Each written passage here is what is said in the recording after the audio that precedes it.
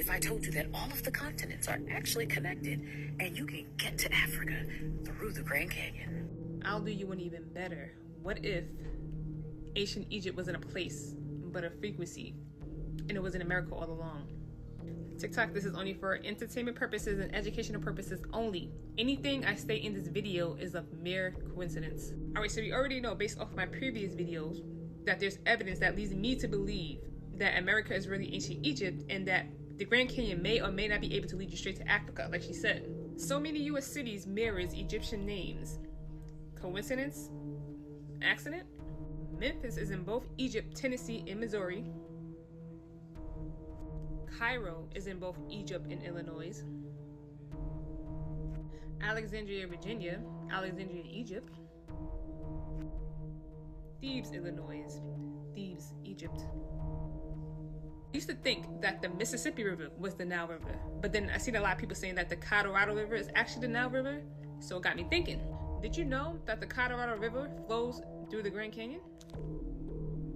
And why does National Geographic call it the American Nile? It makes you wonder. Okay, so remember when I said the maps were flipped? The Nile flows forward in Africa, right? But did you know that there was an ancient Colorado River that flowed backwards in America at one point? Mirrored hemispheres, mirrored timelines. Okay, so keep up. All right, so boom. You know how they say you can get to Africa by going through the Grand Canyon, right? But what if you wasn't meant to get to Africa by going through the Grand Canyon by way of land, but by frequency match? Okay, now stay with me. By the way, TikTok, this is only for entertainment purposes only. What is the Grand Canyon mostly made of? Red quartz and crystal sandstone. Yes, the Grand Canyon contains a significant amount of quartz, a key component of the sand and sandstone and redstone. Yes, rocks and crystals like quartz store energy, but primarily in a scientific sense as stored chemical, vibrational, and potential energy due to their atomic structure and physical properties. Vibrational energy. Molecules within the rock store energy that contributes to its temperature. Potential and kinetic energy. A rock can store potential energy if it's lifted or kinetic energy if it's moving, just like any other physical object. Quartz is a piezoelectric mineral, meaning it generates electric current while under pressure or when under pressure or struck by heat, sound, or electricity. Okay, so the Grand Canyon is one of the most lightning-struck places in America. The Grand Canyon National Park averages 25,000 lightning strikes per year, a dangerous phenomenon. Okay, so what if this isn't just weather facts? What if it's part of the Grand Canyon's energy architecture? Every lightning strike charges the Grand Canyon like a battery.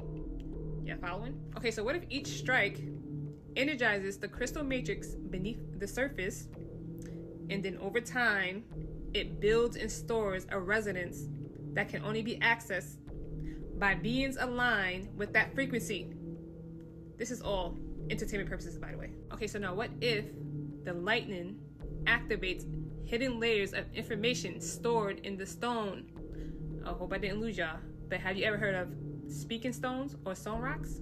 Speaking stones are not a scientific phenomenon, but a concept where rocks are used as a physical medium to carry or embody words, stories, or messages, sometimes referencing rocks that have been inscribed with text or used in installations to honor history. Mechanism. The rocks resonate at a specific frequencies when struck, creating a clear musical tone similar to a bell. Alright, so every time lightning strikes the Grand Canyon, it awakens this frequency grid. The Grand Canyon is literally a crystal battery in a Stargate. Whew, I'm glad I got that off my chest.